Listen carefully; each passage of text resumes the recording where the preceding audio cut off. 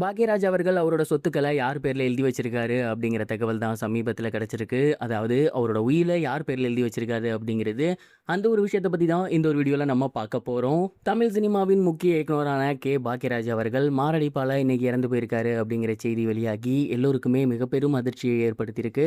அவரோட மறைவிற்கு தொடர்ந்து திரை பிரபலங்கள் மற்றும் முக்கிய டைரக்டர்கள் மற்றும் ரசிகர்கள் அப்படின்னு எல்லோருமே தங்களோட கண்டோலன்ஸை அடுத்தடுத்து பதிவிட்டு வந்துட்டு இருக்காங்க.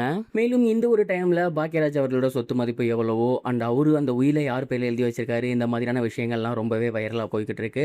அந்த வகையில் உயிலை அவர் யார் பேரில் எழுதி வச்சிருந்திருக்காரு அப்படிங்கிறது சமீபத்தில் தெரிய வந்திருக்கு.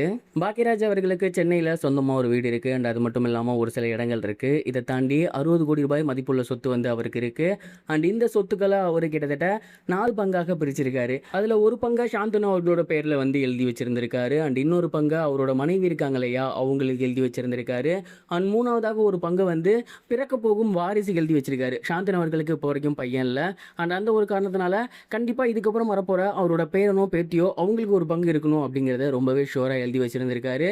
அதை தொடர்ந்து 4வதாக இருக்கு இல்லையா, அதுதான் ரொம்ப ரொம்ப முக்கியமான ஒரு விஷயம். அது என்ன அப்படின்னா, அவர் இயக்குனராக இருக்கும் போது ஏகப்பட்ட பேருக்கு ஹெல்ப் பண்ணியிருக்காரு. நிறைய பேருக்கு படங்கள் பண்ணி கொடுத்துருக்காரு, ஒரு சிலருக்கு பணம் கொடுத்துருக்காரு, நிறைய பேர் ஹெல்ப் பண்ணா இவரை தேடி வந்திருக்காங்க.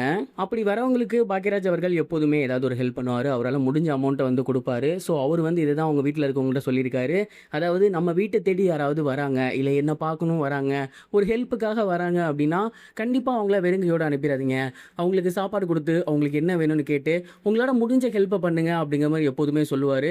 அண்ட் அதை அவர் இல்லாத போதும் பண்ணணும் அப்படிங்கிறதற்காக அவர் வந்து ஸ்பெஷலாக ஒரு பங்கையே ஒதுக்கி கொடுத்துருந்துருக்காரு.